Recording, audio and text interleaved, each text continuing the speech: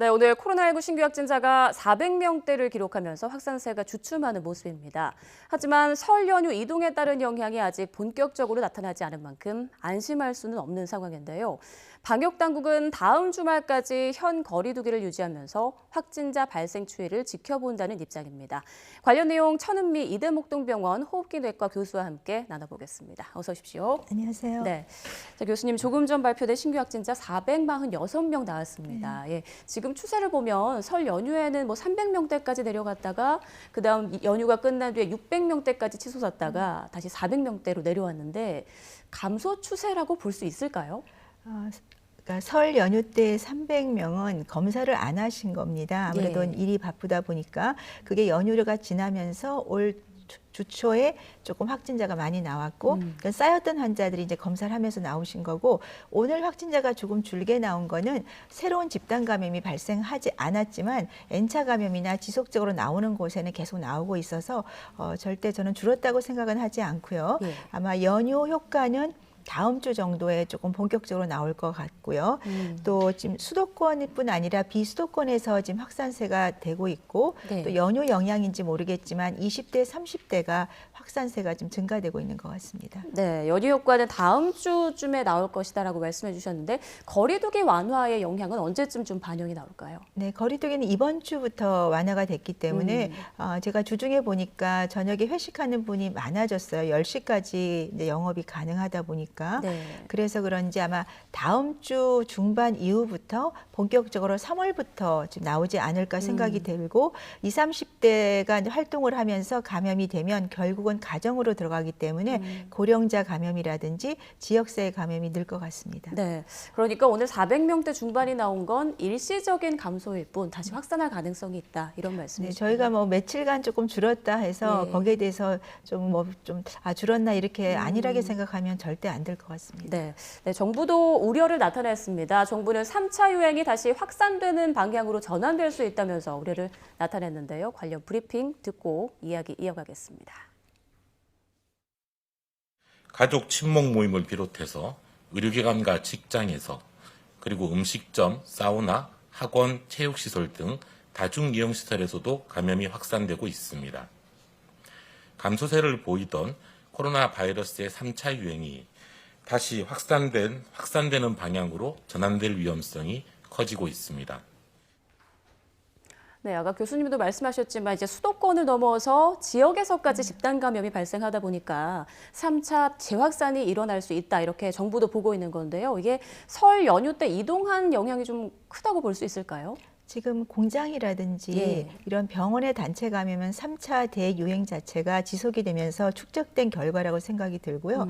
이제 가족 지인 모임이라든지 이런 것들은 여행지에서 나타나는 감염 같은 것들은 아마도 이제 그 연휴 때 일부분 효과가 나타나지만 아마도 본격적인 것은 이번 주말 지나고 다음 주부터 나타날 수 있을 것 같습니다. 네, 지금 보면 병원과 공장 또 가족 간 모임 등에서 계속 확진자가 나오고 있는데 공장 두 곳에서 지금 100명 이상의 집단 감염이 발생했단 말이죠. 그중에서 지금 남양주 플라스틱 공장의 경우에는 확진 판정 이후에도 20명 정도가 한 샤워실을 이용했다 이런 얘기도 나오고 있더라고요. 공장 구조 자체가 굉장히 밀폐되어 있고 또 기숙사 생활을 5명에서 10명 가까이 했었고요. 네. 그 과정에서 한 2, 3주 이상 아마 같이 감염이 됐던 것 같은데, 확진이 된 이후에도 바로 이분들을 1인실이나 이런 곳으로 이송을 하지 못하고 예. 같이 사용을 했기 때문에 그 사이에 N차 감염이 됐을 것 같습니다. 그러니까 우리 동부지수와 유사한 사례가 지금 이 공장 사례로 생각이 들고, 예. 지금 확진자가 여기에만 나온 게 아니고 우리가 모르지만 전국에 있는 이런 공장들은 거의 유사한 시설이고 그렇죠. 또 외국인 노동자들이 같이 기숙사 생활을 하기 때문에 앞으로도 산발적으로 감염은 계속 나올 수 있습니다. 그러니까 정부 당국에서도 이번 기회에 또 이제 공장 쪽에 외국인 거주자 지역에 대해서 검사를 하겠다고 하시는데 항상 조금 한 발씩 늦는 게 아닌가. 그때 동부구치소 사건이 있었으면 제가 외국인 노동자들은 해외, 특히 싱가포르 같은 경우는 대확산의 계기가 됐던 적도 있기 때문에 예. 특히 국내에는 굉장히 외국인 노동자들이 많이 사시지 않습니까? 그 점에 대해서 조금 더 미리 선제적으로 검사 방역을 했으면 하는 아쉬움이 있습니다. 네, 말씀하신 그 외국인 노동자들은 대부분 사실 불법 체류자이지 않습니까? 네. 그러다 보니 숨는 경우가 많은데 그래서 박범계 장관이 지금 방역이 단속보다 우선이다. 숨지 말고 협조해달라라고 말을 하기도 했습니다. 관련 방역이 좀 잘 이루어질 수 있을까요? 우선 불법 체류를 하신 분들은 본인이 증상이 있어도 검사를 받기가 어렵죠. 네. 그러다 보니까 그 가운데서 아마 감염이 많이 됐던 것 같고, 하지만 이번은 다른 그런 차원이 아닌 검사를 우선 받고 치료를 해야지 우리가 감염을 확산을 막을 수 있기 때문에 이번은 조금 그런 기회를 주시고요. 앞으로는 이제 공장이나 이런 데 근무하시는 분들도 사실 불법 체류는 하면 안 되는 거거든요. 예. 그러니까 국가적으로 관리가 필요하고 또 공장에서도 그런 분들에 대해서는 조금 다른 방법을 동원해서 좀 정식적인 루트를 통해서 고용하는 것이 필요할 것 같습니다. 네. 지금 최근 일주일 하루 평균 국내 발생 환자 추이를 보니까요. 지금 2.5단계 기준의 400명대를 넘어섰습니다. 그래서 정부는 뭐 다음 주말까지 상황을 본 다음에 거리두기를 조정하겠다 이런 뭐 방침인 것 같은데 거리두기 조정 필요하다고 보시는지요? 거리두기 완화 정책을 할 때 그때는 300명대가 좀 유지가 되면서 또 자영업자들이 너무 어려워하니까 이제 정부에서 지침을 마련했습니다만 네. 그때와는 지금 좀 상황이 다르죠. 조금 너무 일찍 완화 정책을 했기 때문에 아마 이번 주, 다음 주에 확산세가 유지가 된다면 일부분 단기간이라도 거리 조정이 필요할 수 있을 것 같습니다. 네. 지금 거리두기가 수도권 2단계, 비수도권 1.5단계가 된 지 일주일도 안 됐단 말이죠. 네, 맞습니다. 사실 이번 완화가 좀 일렀다고 보시나요, 교수님께서는? 그러니까 설 연휴가 끝나지 않은 상태에서 이렇게 날짜를 조금 발표를 하셨기 때문에 네. 아마 정부에서도 완화 정책을 발표를 했고 또 그 다음에 바로 설 연휴가 끝나자마자 단계 완화가 됐어요. 그러니까 두 가지가 동시에 풀어지다 보니까 아마 이게 같이 감염이 확산이 되는 고리가 되지 않았나. 사실은 2월 말이나 3월 초에 연휴 효과나 이런 걸 좀 보고서 좀 정했으면 조금 더 효과적으로 우리가 방역 대책을 조금 정할 수 있었을까 하는 생각이 듭니다. 네. 정부가 또 거리두기 개편 방향에 대해 발표를 했죠. 네. 지금의 5단계를 3단계로 이제 간소화하고 자율과 책임을 함께 높인다. 이게 골자인 것 같더라고요. 이번 개편 방향 어떻게 보셨나요? 그동안 거리두기가 5단계로 되면서 너무 복잡했고 국민들이 어려웠고 저도 사실은 어려웠습니다. 네. 그래서 단순하게 단계가 3단계로 구분이 되면 몇 명까지 모일 수 있는지 그리고 영업시간이 언제까지 가능한지 그리고 어느 정도의 위험시설을 이용할 수 있는지 그 세 가지가 가장 국민들이 가볍게 쉽게 받아들일 수 있거든요. 아마 정부도 그런 쪽으로 단계를 만들 것 같고 또 자율과 책임이라고 하셨는데 네. 굉장히 좋은 말인 것 같아요. 자율을 하려면 또 책임을 지라는 의미잖아요. 그러면 정부가 어느 정도 자율을 줄 테니 어느 정도 책임을 지라는 구체적인 안을 좀 만들어 주셨으면 좋겠고 제가 그래서 저는 한 가지 예로 우리가 이렇게 식당이나 카페나 주점을 이용할 때 가장 감염이 많이 되기 때문에 네. 그러한 경우에 우리가 이용할 때 어떤 지침을 어떤 포스터나 이런 공문서로 좀 발행을 해줘서 우리 국민들이 언제나 볼 수 있게 식사 후에 대화를 할 때 마스크를 안 쓰다가 옆에 봤더니 마스크를 안 쓰면 어떤 행정 조치가 있다든지 이런 게 바로 눈에 보인다면 조금 더 적극적으로 시행을 할 수 있을 것 같습니다. 그러니까 구체적인 방역 수칙에 대해서 조금 더 홍보가 많이 됐으면 그렇습니다. 좋겠다 이런 말씀이시군요. 네네. 네, 알겠습니다.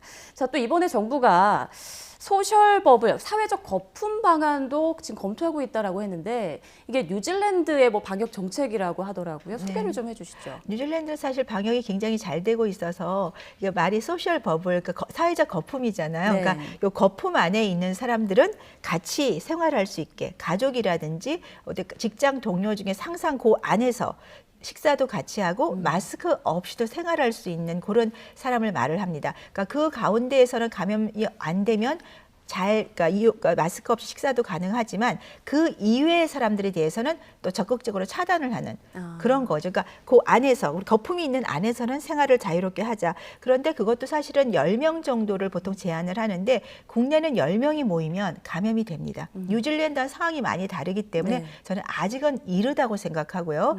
대학 같은 경우도 개학을 할 때 우리가 실습이나 학생들이 보통 20-30명이 모이기 때문에 그 안에서 이제 사회적 거품, 소셜 버블을 이용할 수가 있는데 지금은 시기적으로 조금 이르고 조금 더 지켜보고 어느 정도 백신 접종이 된 다음에 저는 우리 국내에서 도입하는 것이 올바를 것 같습니다. 그런데 이제 말씀 들어보니까 인구 밀도가 높은 수도권에서는 좀 많이 아직은 적용하기 힘들 것 같은데 좀 지역이나 좀 한산한 지역에서는 도입 가능하지도 않을까 싶은데 어떻습니까? 네, 그렇습니다. 말씀하신 대로 지방에 굉장히 확진자가 적은 경우라면은 학교라든지 아니면 직장에서 10명 이내로 이렇게 사회적 거품을 이용할 수는 있지만 네. 전제 조건은 확진자 수가 적어야 되겠습니다. 네. 그렇군요.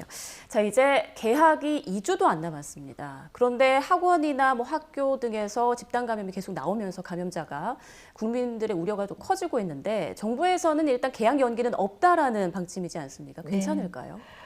이제 뭐 해외나 국내에서 사실은 등교를 많이 안 했기 때문에 확진자가 적은 것도 있었고 네. 또 아이들은 감염이 잘 안 되고 되더라도 약하게 앓다 보니까 많은 확진자가 없었던 사례로 이제 등교를 생각을 하고 있습니다. 근데 이 얘기가 나온 것도 사실은 3차 대유행이 조금 깔아앉는 시점에서 나온 거였기 때문에 지금은 좀 상황이 조금 다르지 않습니까? 그러니까 다음 주까지 상황을 보고서 만일에 계속 확진자가 는다면은 저는 등교 인원수를 제한할 필요는 있다.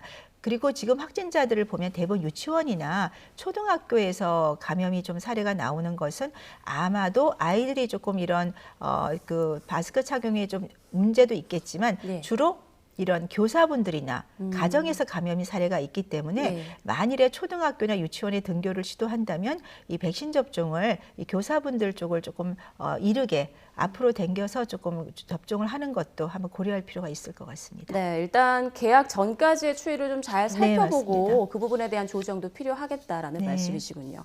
자, 그런데 대학은 대부분 1학기 때 이제 비대면 수업을 진행하기로 지금 돼 있는데요. 서울대학교가 코로나19 상황에서 이제 캠퍼스 운영을 정상화하기 위해서 신속 유전자 증폭 검사 도입을 추진한다고 합니다. 네. 이건 어떤 건가요? 그러니까 우리가 PCR 검사는 정확도가 높아서 신속 항원 검사 대비 좋습니다. 그런데 보통은 6시간 가까이 결과가 시간이 걸리는데 예. 신속 항원 검사는 경기 여주시에서 검사를 해봤지만 1시간 정도면 이게 결과가 나옵니다. 네. 그런데 이것은 긴급 승인을 그러니까 임상 검사가 짧게 된 상태에서 긴급 승인을 받은 거기 때문에 우리가 선별용으로만 사용을 할 수가 있고 확진용으로는 사용을 할 수가 없습니다. 그래서 병원에서도 1시간짜리는 응급 수술이 필요한 경우에만 긴급적으로 사용하게 되어 있기 때문에 서울대학에서 학생들을 실습 위주로 이제 공대 쪽에 먼저 사용을 해보려고 하는데 그렇다면은 중대본에서 허가를 해줘야 되기 때문에 그 결과를 기다려봐야 될 것 같습니다. 네. 그렇지만 저는 이 실습 자체는 대면을 해야 되는 그런 문제가 있어서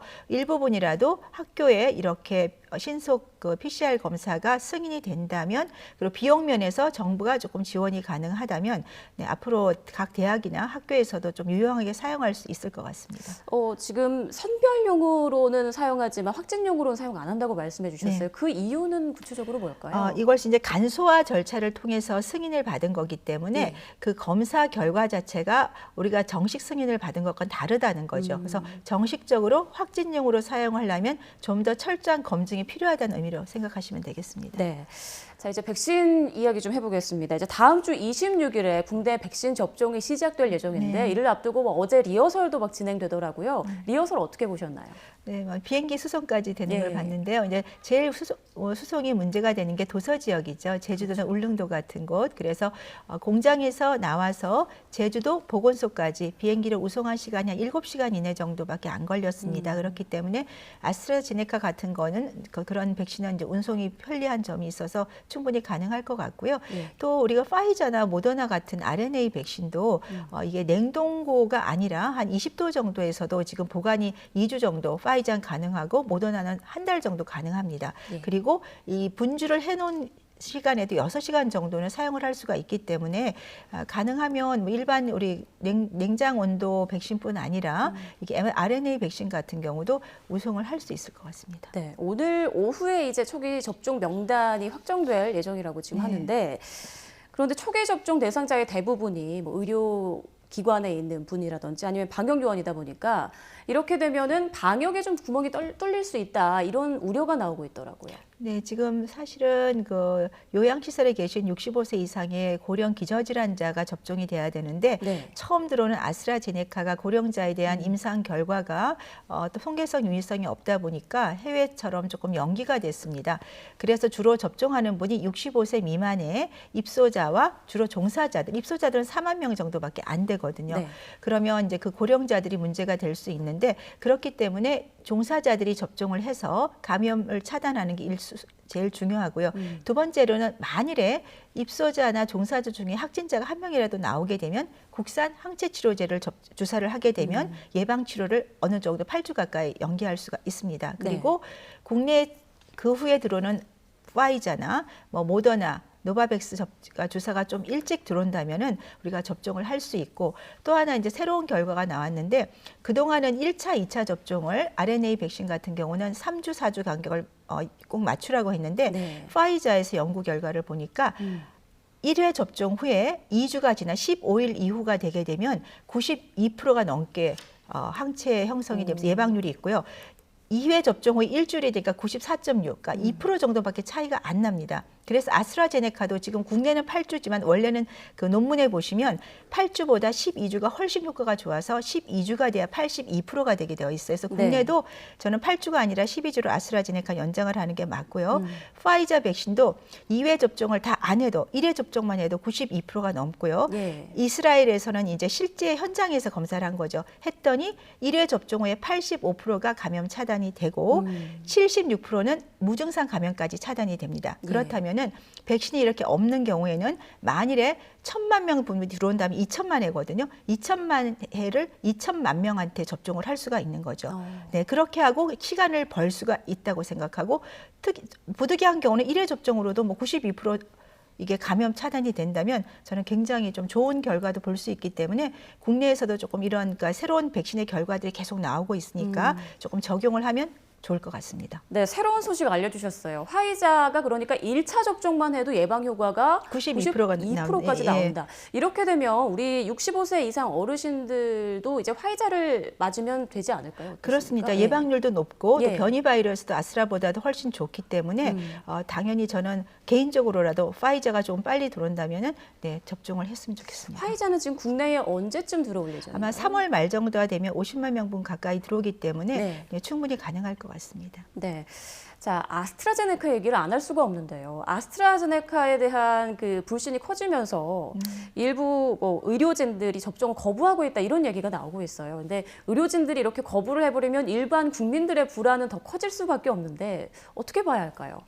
아스트라제네카가 이제 해외에서 자꾸 고령자가 연기가 되고 네. 국내에서도 좀 차후로 밀리다 보니까 그런 면이 가장 좀 아마 불안감의 요소가 됐던 것 같고 또 이제 다른 나라는 백신이 딱 화이자만 먼저 접종을 했는데 국내는 여러 백신이 순차적으로 들어다 보니까 네. 또 불가피하게 아스트라제네카가 예방률이 조금 낮아요. 다른 백신에 비해서. 네. 그러다 보니까 나도 조금 더 기다렸다가 나중에 예방 효과가 좋은 백신으로 맞고 싶다는 것도 사람들이 가질 수 있는 마음이거든요. 그렇죠. 네, 그래서 아마 그런 문제가 생긴 것 같습니다. 하지만 이렇게 요양원에 계신 분들은 이제 감염이 되면 환자한테 조금 문제가 올 수 있으니까 조금 잘 생각하시고 또 선제적으로 백신 접종을 한번 고려해 보는 것도 좋을 것 같습니다. 네, 이 원활한 백신 접종을 위해서는 또 정부에서도 또 국민들의 인식에도 좀 뭔가 우리 교수님께서 한마디 조언을 좀 해주시면 좋을 것 같은데요. 어떤 당부 말씀을 해주실 수 있을까요? 백신은 저는 순차적으로 기회가 되면 맞는 게 좋다고 생각을 하고요. 네. 하지만 본인이 이제 몸이 좀 안 좋다든지 다른 이유가 있다면은 연기를 하거나 거부를 하시는 것도 가능합니다. 그리고 정부에서는 백신 종류에 대해서 가능한 투명하게 정보를 제공해 주시고 또 해외 사례를 보더라도 조금 이렇게 사회 지도층에 계신 분들이 접종을 먼저 우선적으로 모범을 보이시게 되면 불안감들이 많이 해소하는 것을 볼 수 있었기 때문에 네, 그러한 점도 도움이 될 것 같습니다. 네, 말씀 잘 들었습니다. 지금까지 천은미 이대목동병원 호흡기내과 교수와 함께 코로나19 상황 짚어봤습니다. 고맙습니다.